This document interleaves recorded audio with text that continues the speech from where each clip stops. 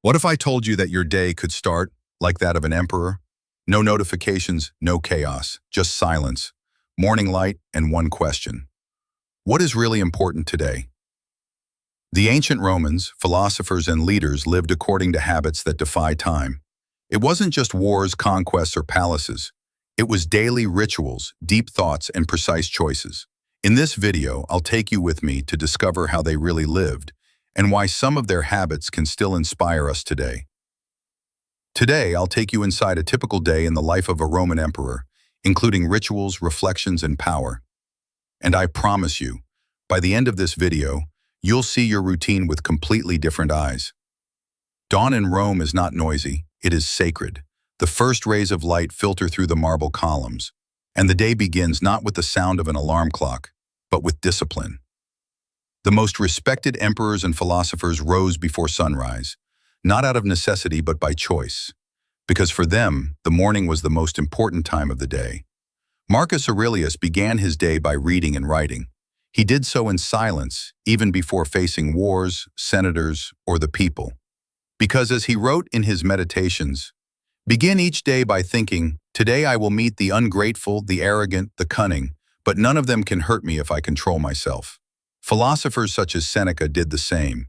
They wrote letters to themselves, reflected on their own limitations, and prepared their minds before their bodies. It was a form of inner training, a form of journaling before its time. Today, we would call it mindfulness. For them, it was virtus. Then came washing, not with exotic perfumes, but with cold water to awaken the senses. Some used cloths soaked in essences, others limited themselves to the essentials, because luxury was not in pleasure, but in lucidity. Finally, a light breakfast, bread, honey, a few figs. No meat, no excesses, because the mind, in order to think big, needs a sober body. In that morning silence before politics, before decisions, the character of those who would rule an empire was formed. And perhaps, in our own small way, we too could learn to start our days not by rushing, but by breathing. After the quiet of the morning, Rome came to life. The streets filled with people, and the forum became the beating heart of the city. But for men of power, philosophers, or emperors, every moment of the day had a specific meaning. Emperors and senators began with public audiences, receiving ambassadors, citizens, and officials. It was the time of negotium, business, decisions, strategy. But even in the most intense moments, many of them kept books and notes close at hand. They studied philosophy not as a pastime, but to govern wisely. Philosophers, on the other hand, devoted their days to dialogue. They strolled in gardens and porticos, talking with students and citizens. There was never any rush. Because, as Epictetus said, we have 2 ears and only 1 mouth, so that we may listen twice as much as we speak. The day was divided between public and private moments. But in both cases, there was a profound balance between action and thought. The wisest Romans cultivated leisure time, otium, not for entertainment, but for learning, writing, and reflection. For them, success was not just about doing more, but doing what really matters. And when the sun began to set, another central moment of the Roman day arrived: the meal. But it was not just food. It was theater, power, philosophy, and strategy. Get ready to sit down at an emperor's table. When the day drew to a close, the Romans prepared to eat. But for them, it was not just about nourishment. Food was a ritual, an opportunity to reflect, to discuss, even to engage in politics. The more modest, such as the Stoics, preferred frugal meals: bread, legumes, a few olives, perhaps a little cheese. Seneca wrote that true wealth is living with little. But in the palaces of the emperors, everything changed. Banquets became spectacles, exotic dishes, rare animals, courses served in succession, spiced wine diluted with hot water. But beware, it wasn't just pomp and circumstance. During dinner, agreements and treaties were made. During dinner, agreements were concluded. Ideas were shared, and philosophy was discussed. They talked about virtue, death, and justice. Because the convivium was not just about conviviality, it was about building bonds and influencing minds. Even the way they ate was symbolic, reclining, with the right hand free, as if to say, I am powerful enough not to need to stand up to defend myself. Dinner was the end of the day, but also a reflection of one's worldview. And after nourishing the body and mind, the Romans took care of both. Between steam, meditation, and sacred baths, we will now discover how they found balance and clarity. After the meal came the time for regeneration.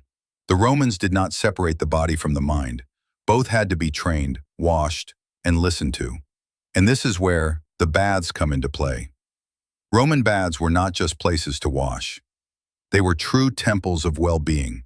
Here, people discussed, read, and reflected, amid steam and marble columns. Before bathing, many practiced physical exercise, wrestling, running, ball games, not for aesthetics, but for strength, discipline, and preparation. As Cato said, a strong body serves a strong mind. And then, in the evening, it was time for inner reflection. Seneca did it every day. I examine myself, I question myself, I judge myself. It was their form of evening journaling, an exercise in self-improvement, leaving nothing to chance. The silence of the evening became a space to return to oneself. For the wise Romans, true strength was not in action, but in clarity. But there is a thought that accompanied every moment, even the most intimate ones. The Romans called it memento mori, remember that you must die, because it was precisely the awareness of the end that gave meaning to every beginning. There was a thought that accompanied every great Roman, a silent whisper engraved on the walls of villas, whispered in the corridors of the Senate, memento mori, remember that you must die. But it was not an invitation to pessimism. On the contrary, for Marcus Aurelius, for Seneca, for Epictetus, it was the key to living better. If death can come at any moment, then every moment is precious. The awareness of the end did not paralyze but enlightened. It reminded us that time is short, but it is ours, that we can choose how to live each day, that true luxury is having time and knowing how to use it well.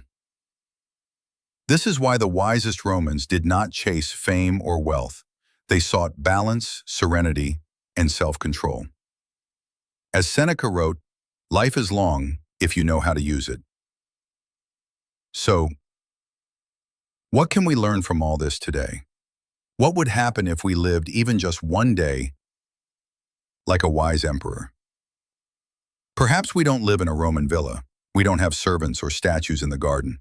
But we can choose every day to live with the same spirit as the ancients, with the same care, the same intentionality. We can start the day by writing down a thought, not reading notifications. We can walk to reflect, not just to run. We can learn to tell ourselves the truth before we tell it to others. We can rediscover the pleasure of doing a few things well instead of chasing after everything. And even if we are not emperors, we can still govern ourselves. Because virtue never goes out of fashion, inner strength never ages, and living with awareness is still the greatest act of freedom. If this journey has inspired you, subscribe to the channel, leave a like, and tell me in the comments, what habit do you want to try starting tomorrow? And if you want to learn more, in the next video, we will explore Seneca's 7 timeless lessons on happiness, death, and power. I'll see you there. And as the ancients said, age quod agius, do what you do well.